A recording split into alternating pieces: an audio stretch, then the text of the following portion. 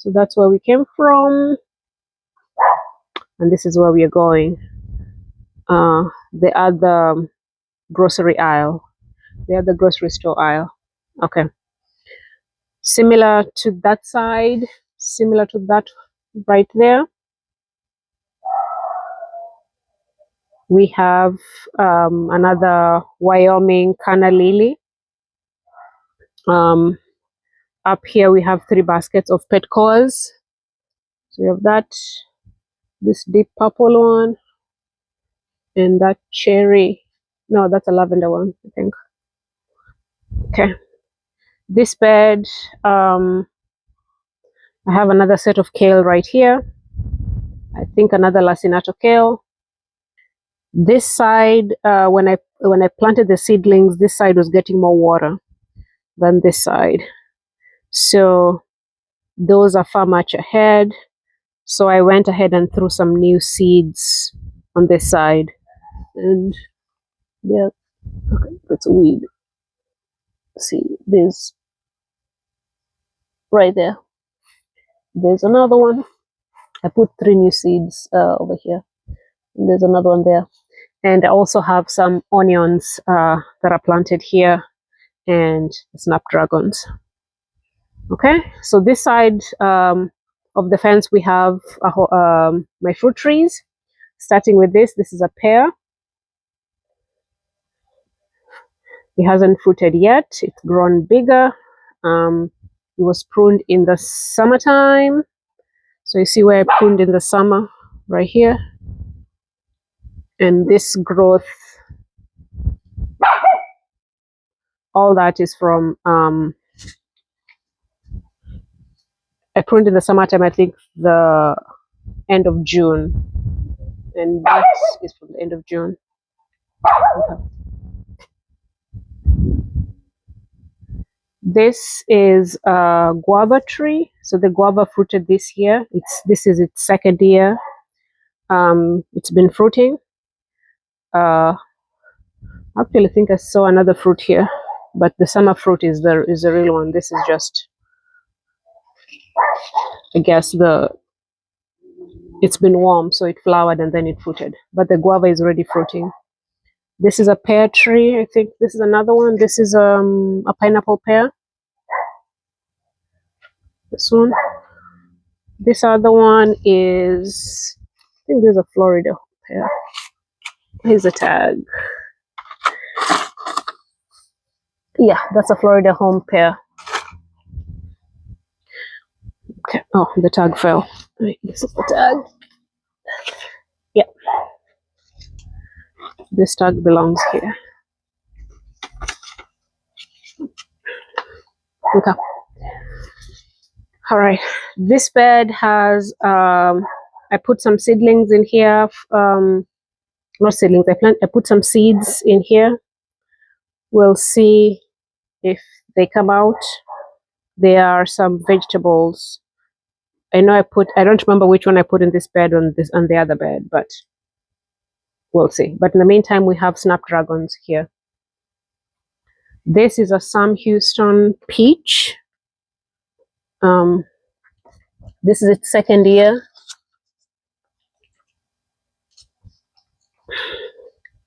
Sam Houston peach. It's a Texas variety, so it should do okay in our zone.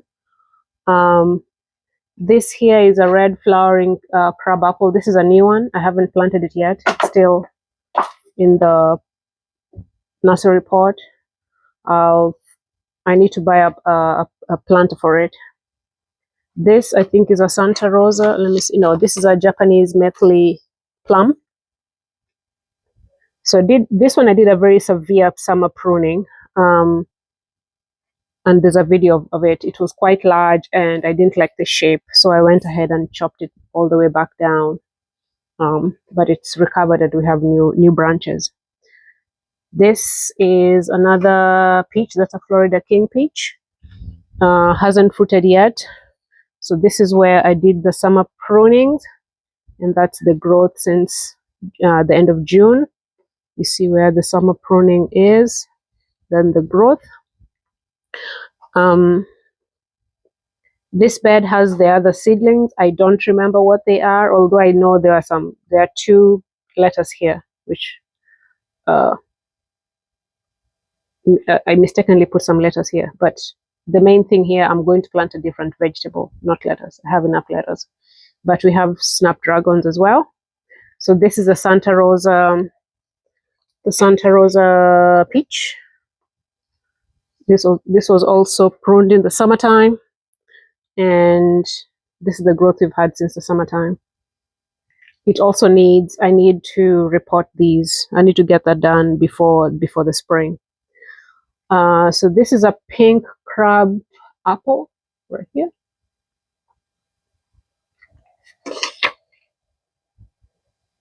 Pink crab apple. This one here is a gold nugget loquat. Yeah, I pruned this also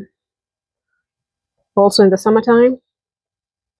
We'll see how it's gotten big again, but we'll see.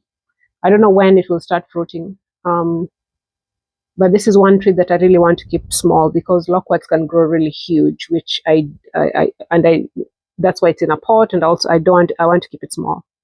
So this bed right here has basil. So this basil is, I think, from last year. I just keep pruning it back down. And it has some lettuce as well. This one is a weed. That's not lettuce. That's a weed. That's lettuce right here. And snapdragons. Okay.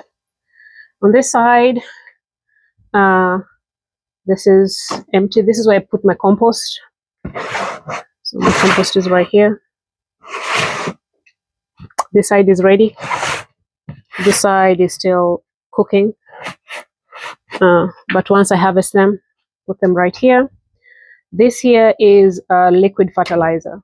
I'm letting it cook. It's been a year now. So just taking weeds and grass clippings and put them in here to make some very potent nitrogen fertilizer. So I'll start using that in the spring. Here is another grape. This is let me see, which one is this? This is the Niagara White. Oh, I guess the birds have gotten the grapes. There were some grapes here last week, but the birds have gotten to them. Okay, so this small pots right here, these are my experiments. That's a crepe myrtle from the one from the front, trying to see if it will grow. This is another Carolina jasmine. Need to figure out the situation, what I'll do with the trellis. It's overgrown this. So here, there are some things that I started from seeds. Most of them are mangoes. So this is a mango. So this one's a towel for mangoes. That's another one. Another mango. Another one. This one here is a baobab from seed as well. I'll let this sit here. I just need to remember to take them inside in the winter time because these are tropical or desert fruits. They won't survive the winter. But these mangoes, there's a video on the channel when I started these, I think back in May. So these were I think there were 6.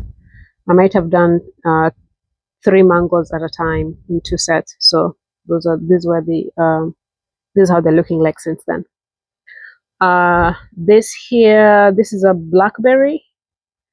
Don't remember the variety. This variety is the baby cakes. This is a different variety, but it's not the baby cakes. Okay. Here, this is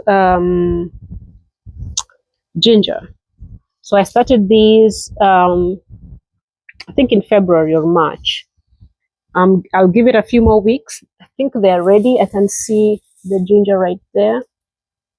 Yeah, I'll give them a few more weeks, and then I'll harvest them, and I'll show you how they look like. Looks like we will get ginger this year. This one is Hello Darling blueberries. It's a dwarf blueberry. Wait.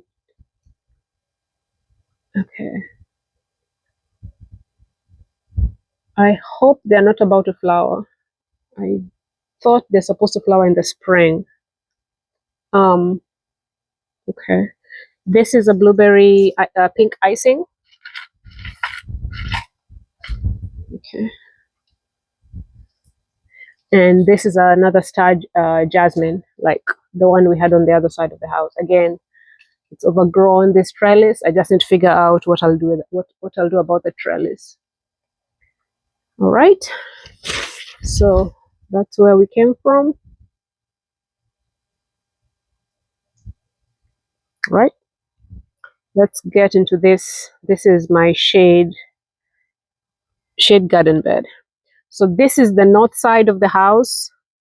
So this side, especially in the fall up to the spring, it's in mostly shade.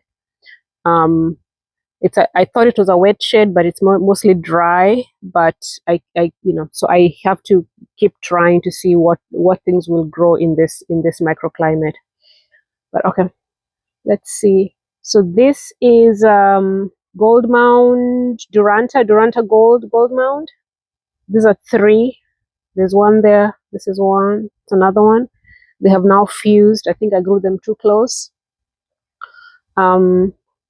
This is a blush pink right here. A blush pink Nandina.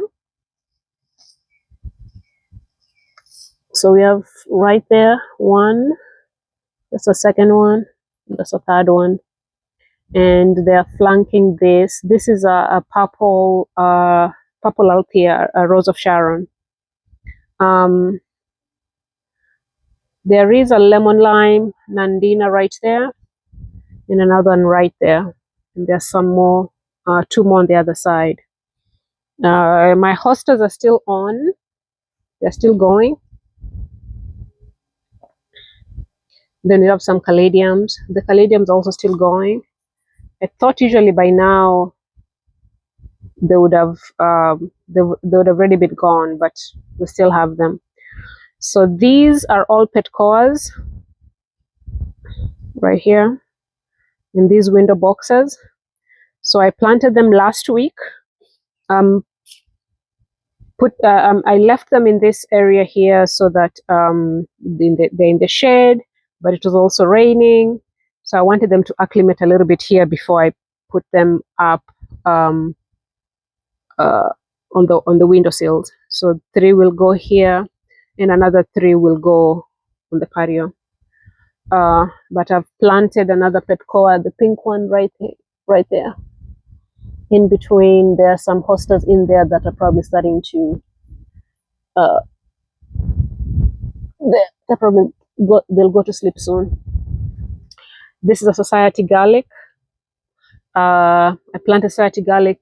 There's a few in here again to help with the snakes. It's helped a little bit, not all the way, but it's I think it made a difference. That's another society garlic, different hostas, lemon lime Nandina, another pink blush Nandina right here. This is another purple Rose of Sharon. And again, similar to the other side, we have these are 3 Duranta Gold, and that's another society garlic. And these are verbena. So these are just one plant, but verbenas grow well, especially the purple one. So I let it grow to pretty much cover the bed. So it's a ground cover for this bed. So this was just, I think there were 1 or 2, maybe I planted 2. I might have planted 1 there and 1 here. Similar to this side, we have the verbenas. There must have been 2 planted here that have now spread into the whole bed. Okay, now let's switch to this bed right here. Okay. Oh, before we do that,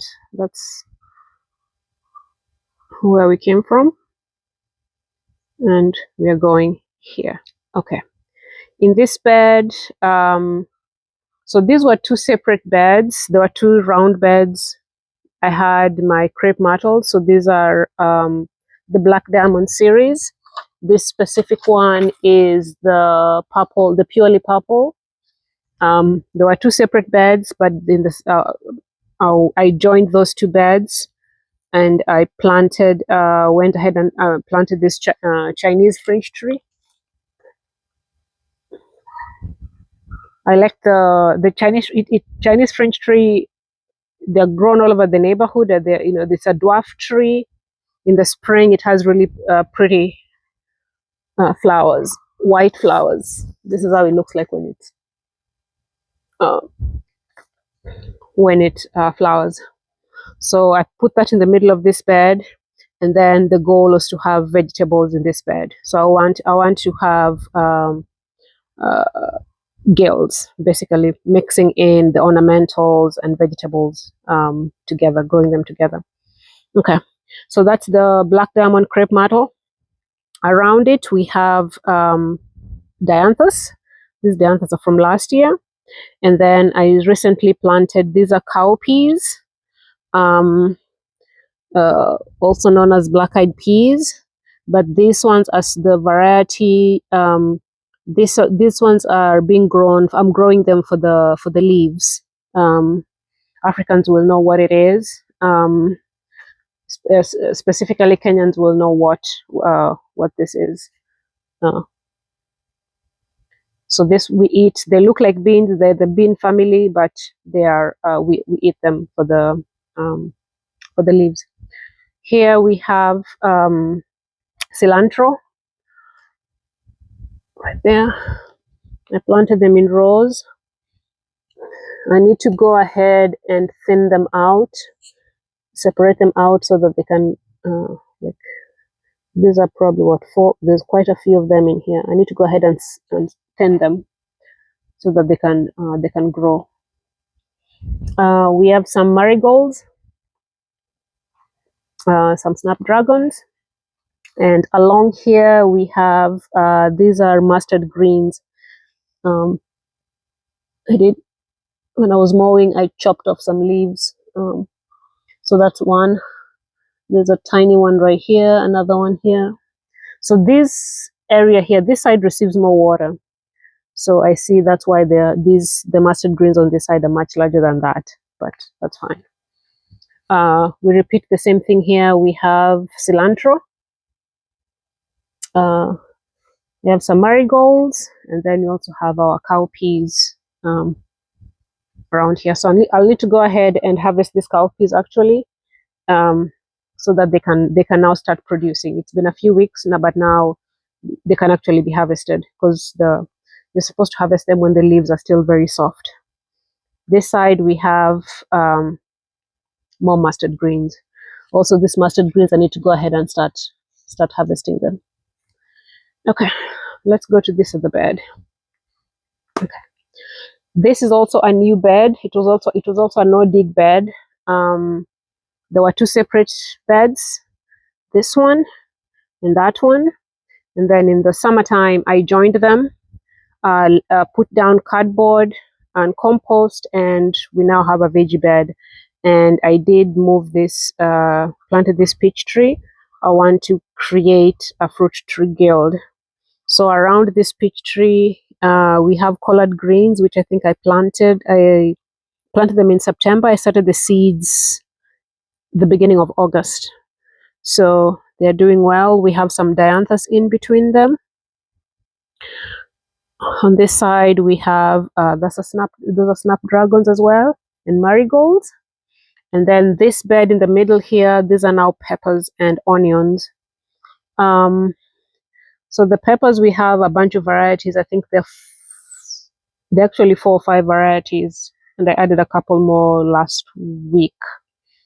So we have some jalapenos, we have some habanero here, we have a serrano pepper, we have the long red cayenne, the thin red cayenne, and one more.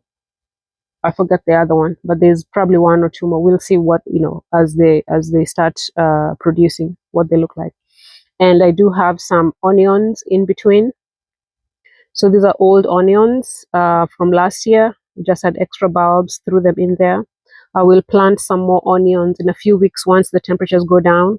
I will add onions around this peach tree and around that pom-pom juniper.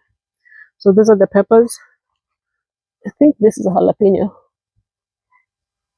It's been flowering. We'll see.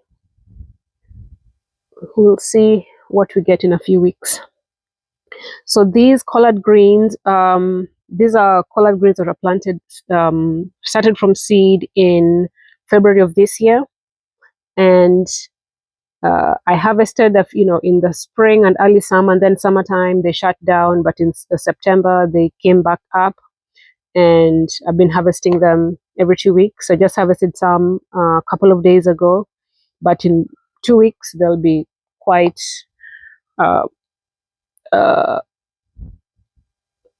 they shall have grown a lot in the next 2 weeks. And I think there's a video that's going to come up in the next few weeks on harvesting these collard greens.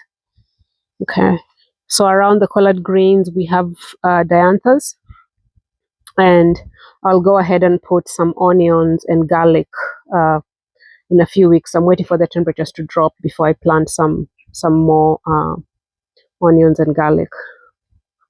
Okay, let's walk back. Actually, might as well do this one. Okay, so this right here is my pergola garden swing, and I have 2 raised beds on each side.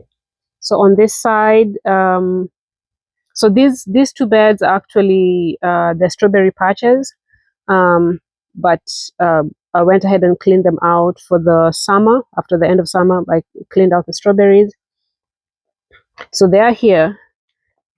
They're now just dormant. They'll be back in the spring. But in the meantime, I put in some lettuce in here, and the marigolds have always been here. I just let them go. And we have some dianthus here.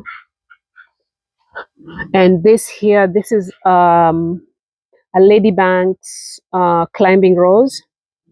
This is it's Rambler rose, so it only blooms once a year. I think it starts blooming around March. White rose, very pretty. But it grows very vigorously, so I have to keep. I don't want it to grow too wild, so I have to keep up.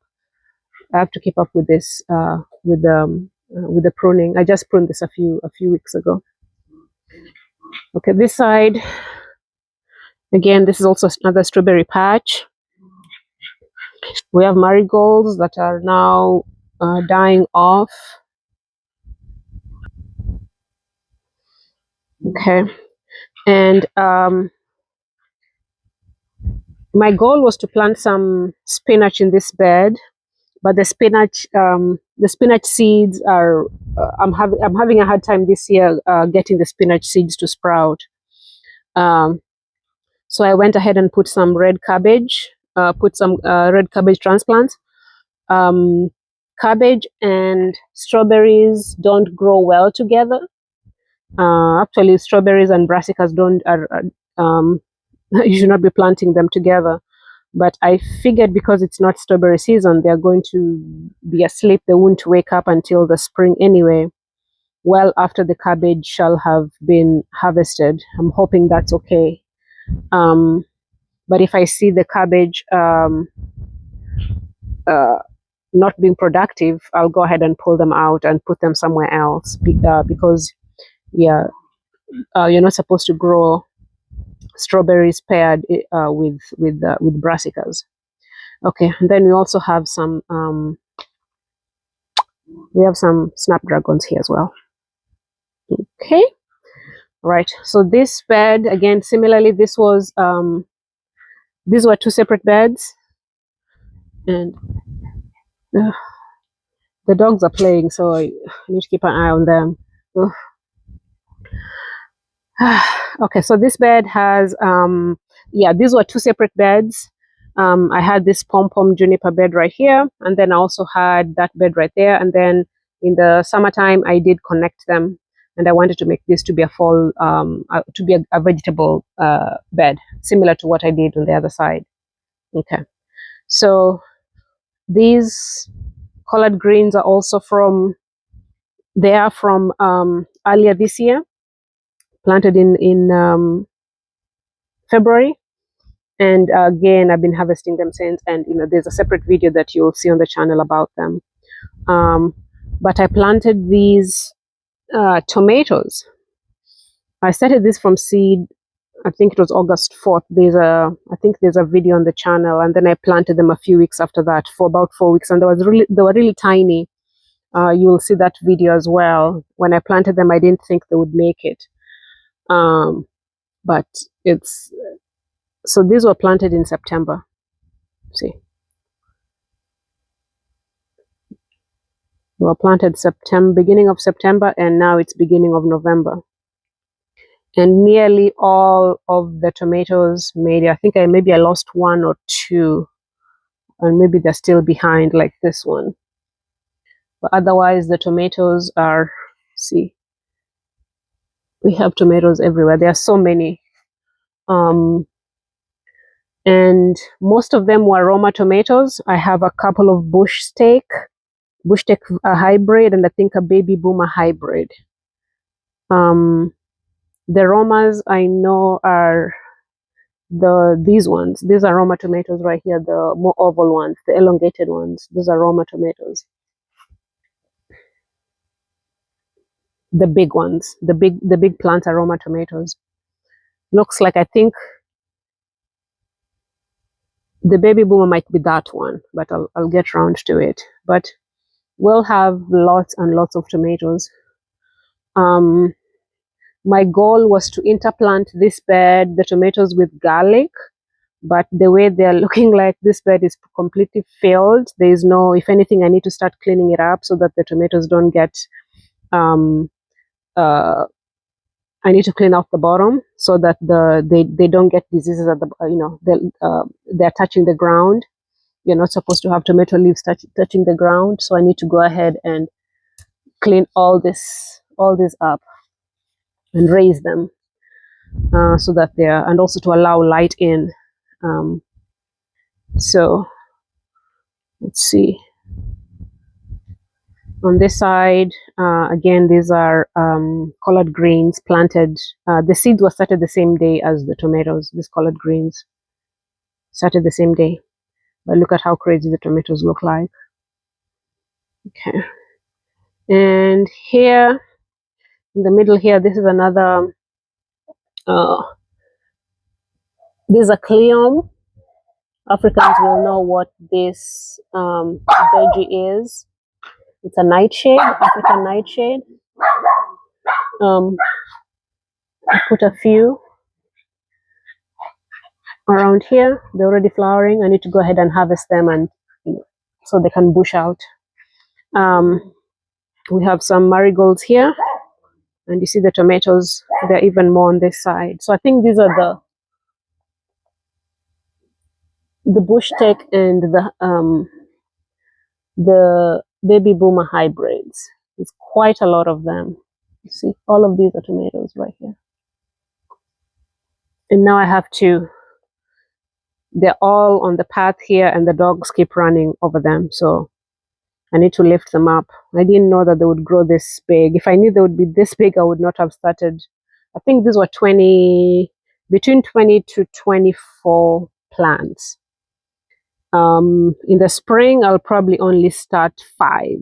These are way too many. I didn't plan well. But these are all, you see. Those are all Roma tomatoes. And we've had a lot of rain in the past few weeks. So things have really picked up. But now we need lots of sun for the tomatoes need lots of sun. Okay. So we go back this way. So in this bed again, I will have, in a few weeks, once the temperatures go down, I'll go ahead and plant some garlic or onions around this. and around the other bed as well. Okay, so this is the vegetable bed. It's basically now the tomato bed, and we'll have a huge harvest of tomatoes. Let's look at all these.